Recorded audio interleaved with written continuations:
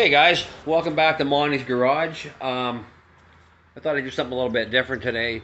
I was just thinking about it while I was working on this thing. I just bought, what is today? Tuesday. Friday, I went and bought a parts car.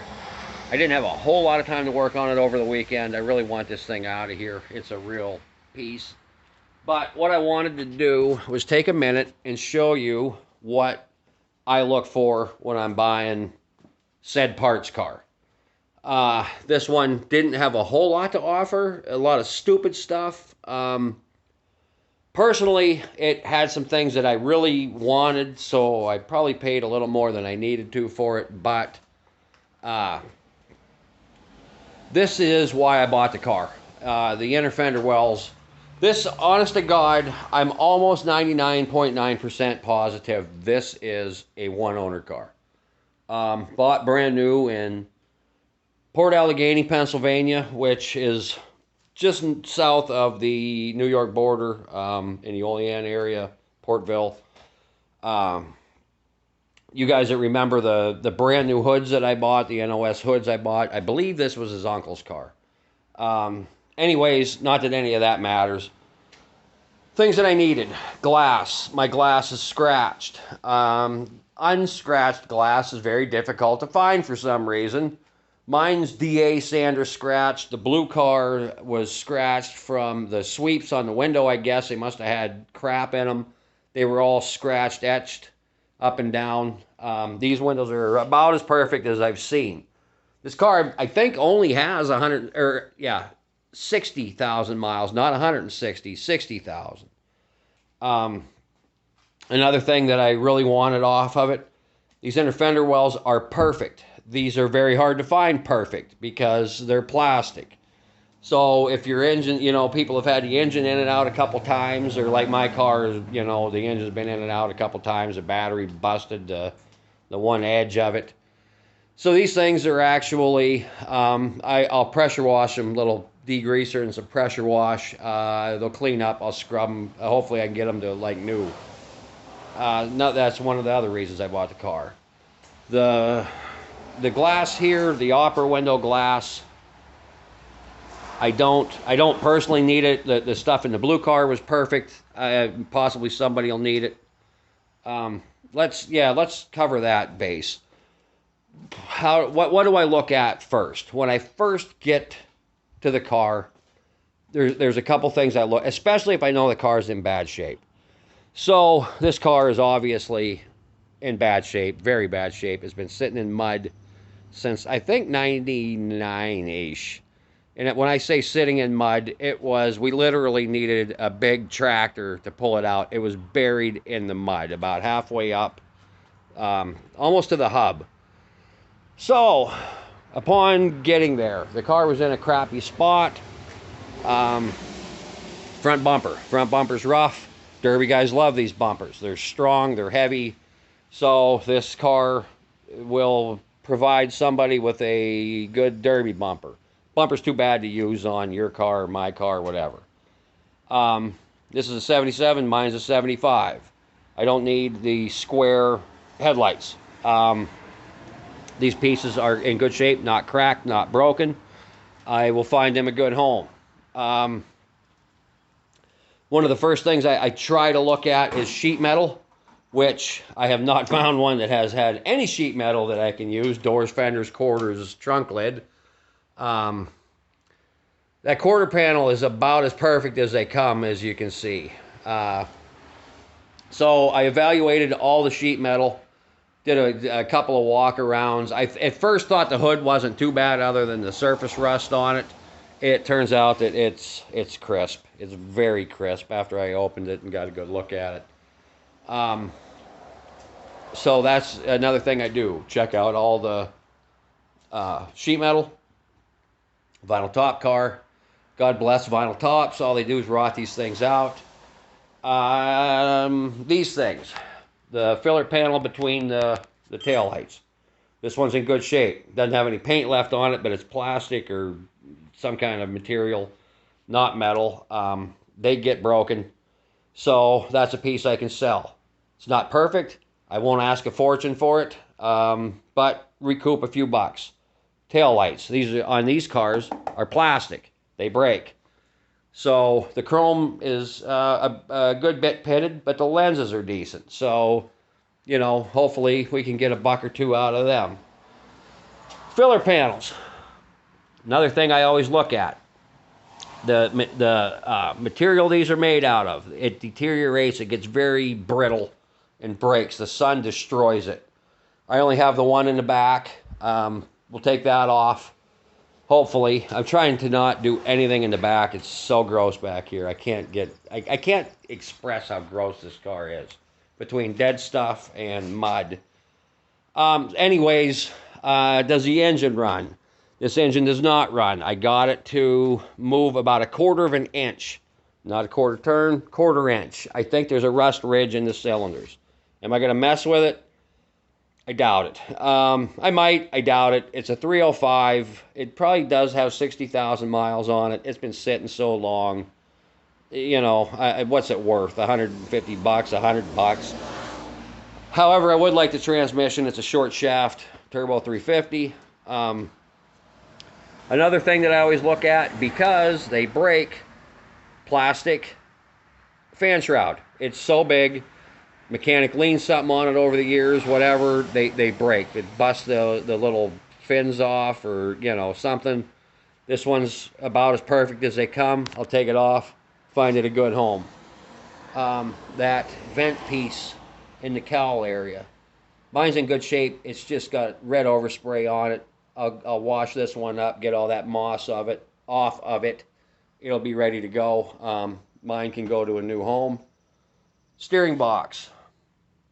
I'm going to take this out after, as long as I know who takes the rest of this car.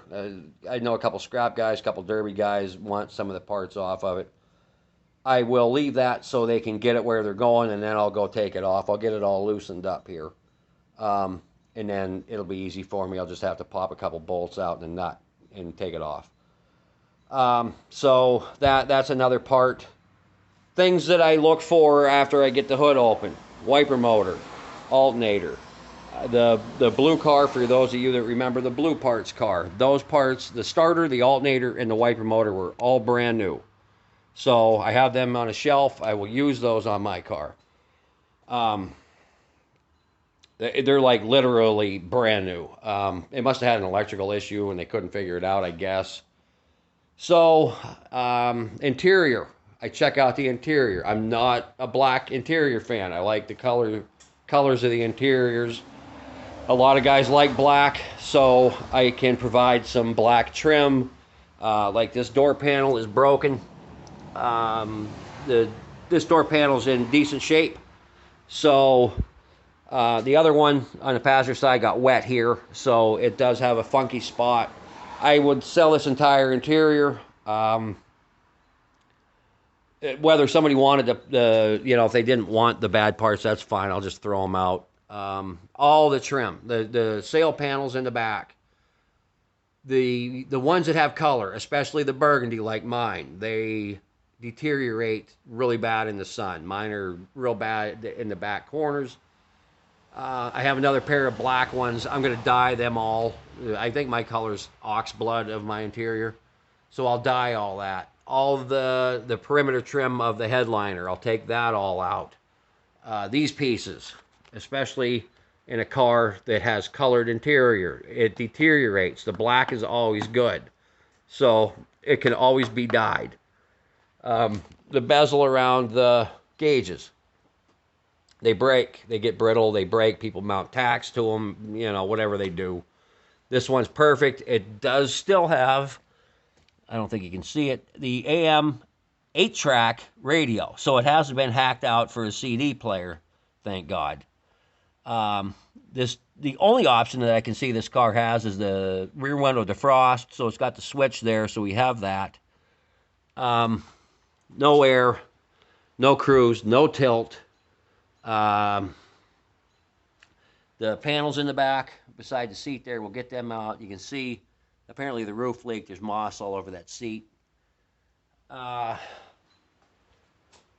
those are some things that I look at when I buy these things. Always remember, like, perfect example, something I always look for, these upper window trim. If the trim's shot and the corners are still there, that's good, because these things are always missing. These are usually shot, but the trim or the corner is usually missing. So we got a couple of sets of them now. On a 73 car, 73 only, this trim is a two-piece stainless. They are valuable because they're a 1 year only. I have not found a set of them yet. I'm not interested in paying what people are asking. I have a decent set of these that I'm going to use until I find a stainless set that I'll buy because I'm so cheap. Clips. I keep all the clips. These are white. Any of the white clips, any white plastic that is for something like this is always brittle and broken. Just about always. So those particular pieces go onto this body side molding here. If I can get it. There we go. This trim right here.